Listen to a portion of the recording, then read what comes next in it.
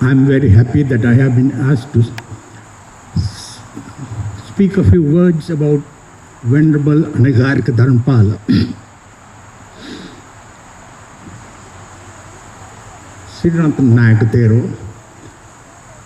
Nanayakkara, other Nayakkaras and members of the Mahasangha. Anagarika Dharmapala was born on 17th of September in 1864. He belonged to a very wealthy and aristocratic family. His father was Mudliya Don Karolis Heva Vitarna. His mother was Mallika Heva Vitarna. He had two younger brothers, one Dr. Charles and other one Edmund Heva Vitarna. At the time he was born, it was customary to give English names because at that time Sri Lanka was a British colony named Ceylon. So Anagarika Dharmapala, when he was born, was given the name David. The schools at that time were missionary schools. There were very few government schools, but the vast majority were missionary schools belonging to the Roman Catholic and Protestant churches. And in these schools, the medium of instruction was English. And what was taught was Christianity. Sinhala and Buddhism were not taught.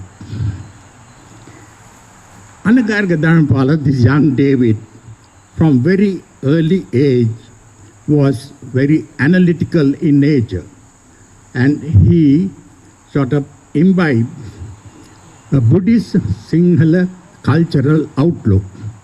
Because of that, he could not accept what was taught in the Christian schools because for him they appeared very dogmatic.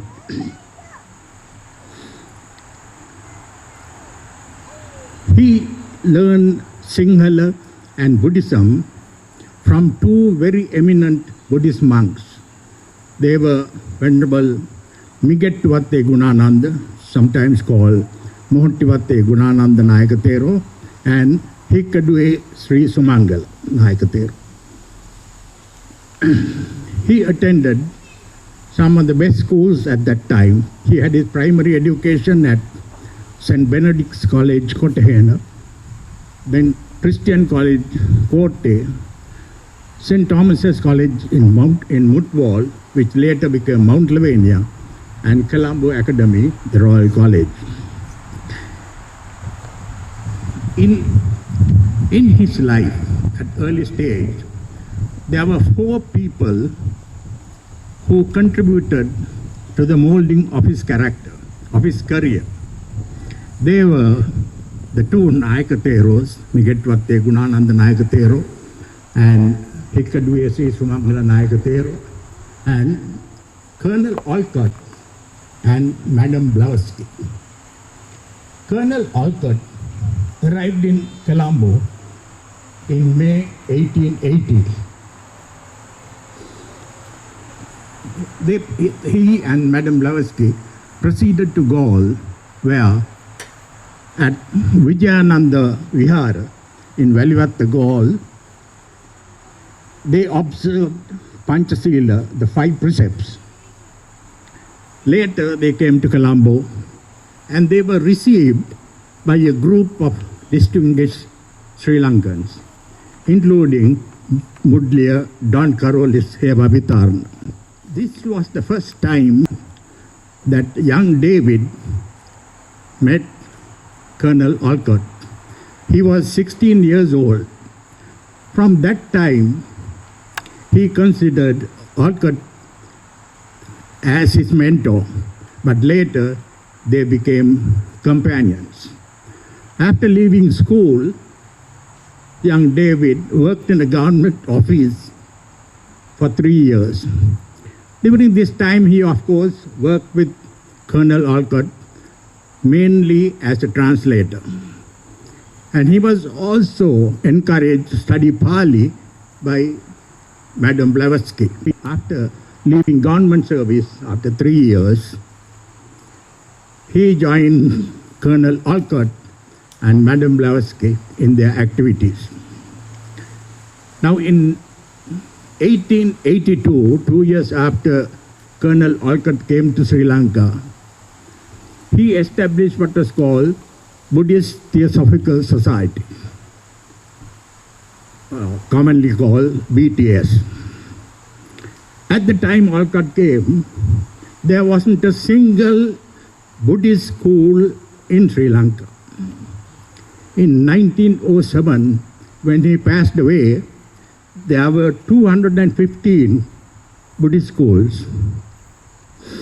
Most of the leading schools like Anand, Naland, Maind, Dharmaraja, Dharmasoka, Malyadeva, all these schools were set up by BTS. And also, these schools produce some of the very distinguished Sri Lankans.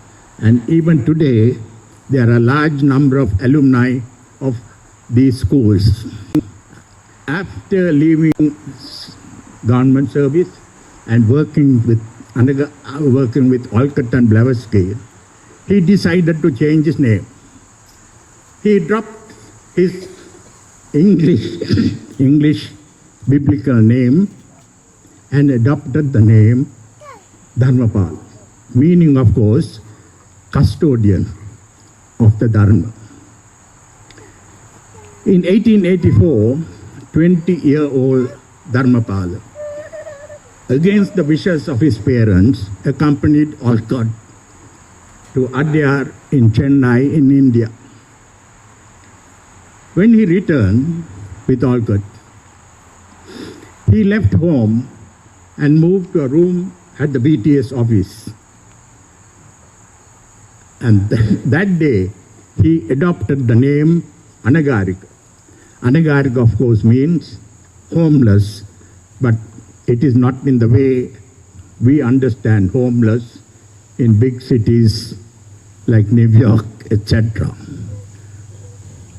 Here it means non-householder, and that was the name he adopted, Anagarika Dharmapala.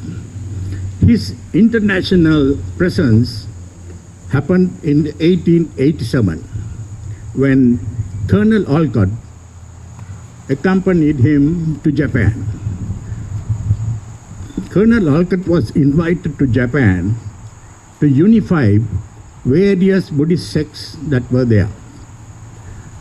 Now, after his mission, Alcott returned to Sri Lanka, but Dharmapala fell ill and he was kept in a hospital in Kyoto. He was suffering from rheumatic fever. Lot of people heard about this young leader, and they visited him in the hospital and established a very close relationship with the Buddhist leaders there. Now this paved the way for Buddhist Sri Lanka and Buddhist Japan to unite. 1,500 years after Parinibbana, Buddhism was the major belief system in Southeast Asia. But while it flourished in all other countries, in India, Buddhism declined for various reasons, including the Mughal invasions. So, by the 19th century, Buddhism has completely disappeared from India, the land of its birth, except for a very small community in East Bengal. 1886. Sir Edwin Arnold the well-known author of Light of Asia and a Buddhist sympathizer, visited Buddha Gaya. He was very happy that he was inside the chamber near the place where Buddha attained enlightenment. But he was very sad to see the neglected state of the place. After returning to London, he wrote a series of articles to the London Daily Telegraph, of which he had been the editor earlier. And because of that, these articles were given very wide prominence in the news media. In this, he described how neglected Buddha Gaya is. Anagarika Dharmapala happened to read this and decided to go to Buddha Gaya. In 1891, he, accompanied by his Japanese friend Kosen Gun Radhatero, went to Buddha Gaya. They actually went in a cart from Gaya to Buddha Gaya. And they saw on the way so many statues of the Buddha spread and scattered all over the place. When he came to Buddha Gaya, he found that the Mahabodhi Vihara was in charge of a Brahmin priest. He had converted a Buddha statue to a Hindu icon, and Buddhists were not allowed to worship there. Dharmapala went behind the Vihara, and under the Bodhi tree, he went near the Vajrasana, the diamond throne, actually where Buddha sat on a sandstone slab when he attained enlightenment. And this is how he recalled the thoughts that came to his mind. He says in his diary, as soon as I touched with my forehead the Vajrasana, a sudden impulse came to my mind to stop here and take care of this sacred spot. So sacred that nothing in the world is equal to this place where Prince Sakya Singha attained enlightenment under the Bodhi tree. He returned to Colombo and then established what was called then Buddha Gaya Mahabodhi Society, which later came to be Mahabodhi Society. And next year, in 1892, Mahabodhi Society moved to Calcutta, where the headquarters was established. And that year, he filed action in courts for Buddhists to take control of Buddha Gaya. This went on for a very long time, and 2 years after his death, in 1935, the Bihar Parliament passed the Buddha Gaya Act, which gave equal rights to Buddhists for the control of Buddha Gaya.